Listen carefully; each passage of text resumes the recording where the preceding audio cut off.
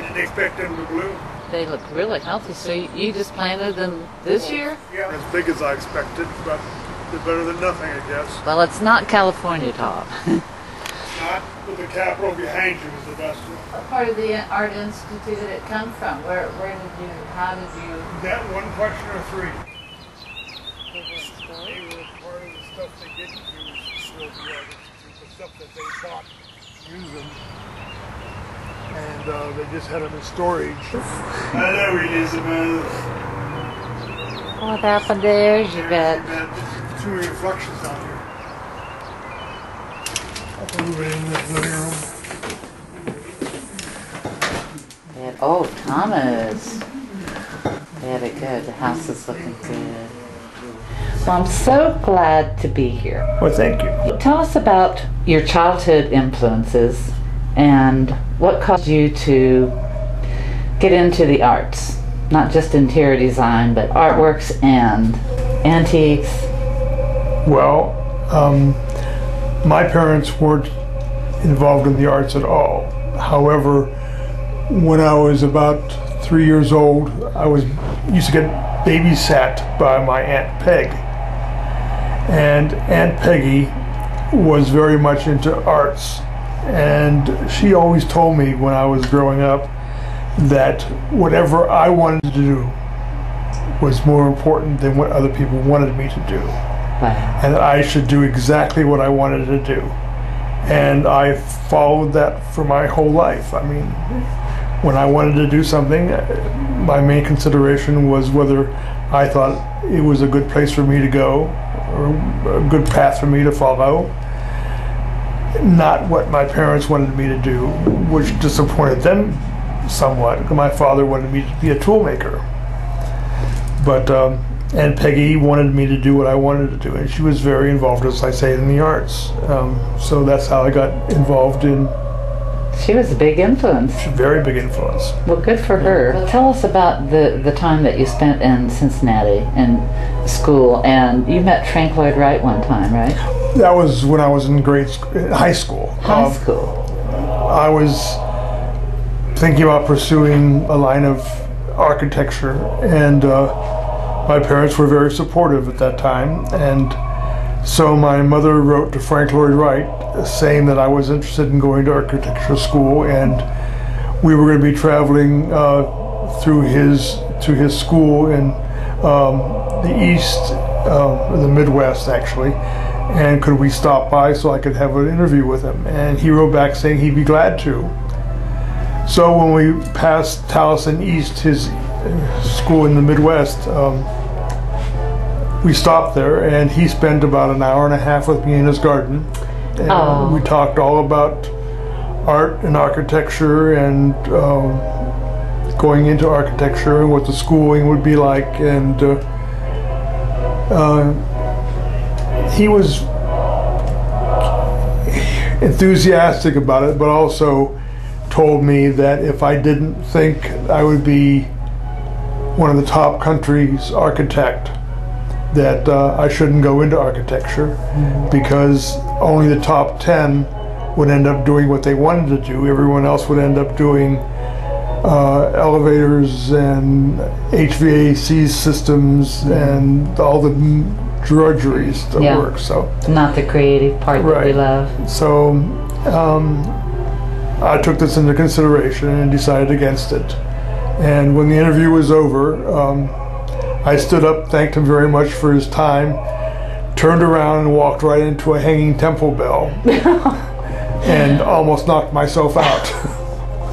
One of my most, yes, it was one of my most embarrassing situations of my life. But it was fun. I mean, he laughed and I laughed. And we had a good time. Well, that's wonderful that he would spend an hour and a half with someone he hadn't met before. Right, he was very congenial. Your mother must have wrote a very good letter. I guess so.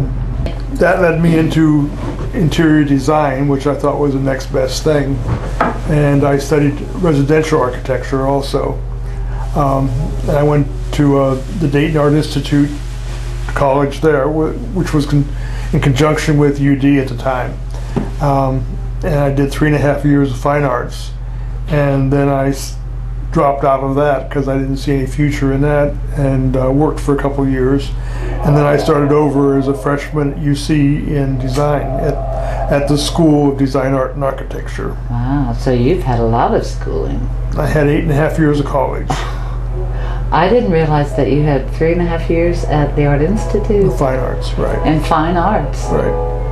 And that was the time when the Art Institute, that was shortly before they closed. They closed the art school there in Yes, it was partially my fault. I liked it. I wouldn't. We had a great time there. Everyone was really nice.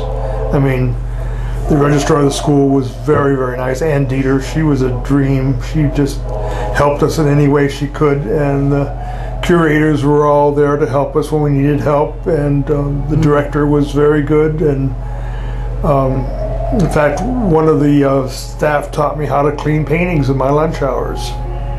On lunch hour. Yeah, so I had a great time there, and everyone was very nice. It was a great place to go to school. We learned a lot. You're really fortunate to have been able to study art, interior design for that many years. Yeah. You did have the support of your parents, really. Right.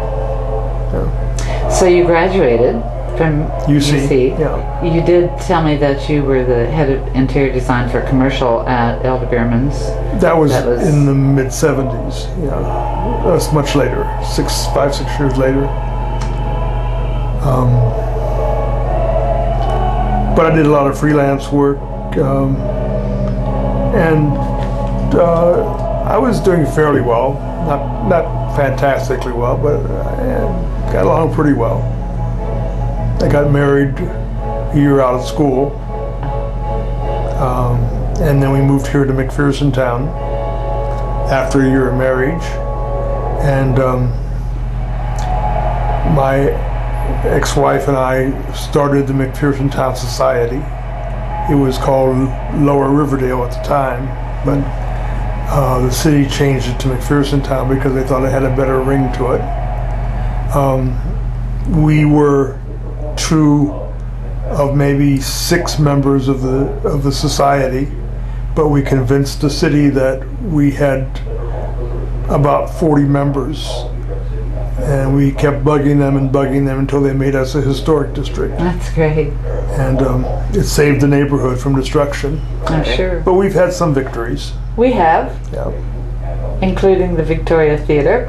That's true. And you spearheaded that campaign to save. Yeah, that was in '76. Actually, Jim Latham, who was a resident of St. Anne's Hill, called the first meetings. It was to try to put together a campaign to save the Victory. I went to that meeting, and since I didn't have any heavy commitments, I sort of offered to take over the leadership of that group, and I ran the campaign to save the Victory. And in the first 6 months, I guess it is, we raised enough money to put a deposit on the building, which secured it, and brought a lot of interest from the city and the surrounding area to the Victory, and that's what I think was an emphasis for saving the building. Yeah, the Schwinn Realty Company owned it, and it was a losing proposition. They weren't making it as a theater, and they had a Disney contract at one time. I'm not sure they still had it at that point, but we took it over, and eventually it grew into what it is today. It was exciting and a lot of fun. A lot of dedicated we got to know the building really well, and a lot of people that were just wonderful in supporting us, including the Beerman Foundation, which was the first foundation that came through with money for us. Wonderful, wonderful local foundation. Yeah. Okay, now tell us a few quick ghost stories. Oh, there were, I don't know if they're still there or not, there were a lot of spirits in the building. If you're in the back of the auditorium and you're looking towards the stage, the area on the left-hand side of the stage, right at the end of the orchestra pit, had a very cold spot. And if you'd watched people in the theater, as I often did, people would come off of the stage, even if they were on that end of the stage, would walk across the other side of the stage, get on the steps on that side and cross back over, because no one wanted to be in that cold spot. And the cold spot extended from the basement through the first floor up into the boxes. And one person took a nap in one of the boxes one time and woke up with deep scratches all over his body. Supposedly a young girl had been raped there. Oh my. And she died from complications, and she was still in residence there. So there were good spirits and there were bad spirits. There was one very, very evil spirit in the building that tried to destroy a lot of things. And then there were several good spirits too. Some that were just there to watch. I met a man at the top of a rung ladder in a storage room backstage one time. I was sorting things out, and when I stood up, there was someone standing next to me. And when I turned to look at him, he just vanished. I mean, just dissolved. And he had been wearing a frock coat and a stove top hat. And I climbed back down the ladder, and someone said to me, "You look like you just saw a ghost." You did. I did. None of them ever hurt anybody. I mean, most of them were just there to observe what was going on, so I didn't feel threatened by any of it. Tell us about your current projects. I know you're working on a condo in the Schuster. I'm doing a condo on the 16th floor for a friend of mine in the Schuster. And it's an exciting time. It's going to be a very contemporary, very open loft space. A lot of Bauhaus furniture. And she has a nice collection of art. And it'll come out, I think, very exciting. Some of the best times of my life have been traveling. That's my most exciting memories, you know. And you do travel a lot. I try to. Even today. Even today, right. Budapest and Prague being... Budapest and Paris. Prague is more like Disneyland. No matter what time of the year you go there, it's full of tourists. And there's reasons for it. I mean, it's a beautiful medieval city, and it was never been destroyed, or not major destruction. Not like Budapest or Cologne or Frankfurt or any of those other places. It's more like Paris in the way that it's never been destroyed. I love Budapest. My family is mainly from there. In fact, there's a photograph of my grandmother in that one frame that's taken in a garden in Budapest when she was 17. So she spent a lot of time in her youth in Budapest. But she lived there? Or She lived there for a while. She was, I guess, about 16 or 17, had an affair with a priest in her village. He had just taken the vows, and his father was a baron. So there was a very wealthy family, and he fell in love with my grandmother, and she fell in love with him, and he was going to quit the priesthood and marry her. He took her home to meet his parents, and the baron and baroness convinced my grandmother that he'd be better off staying in the priesthood. And so she decided to give him up. But several of the things that I have that are Russian silver, some Fabergé pieces and some Russian icons and things, were gifts from his family to her when she was young. And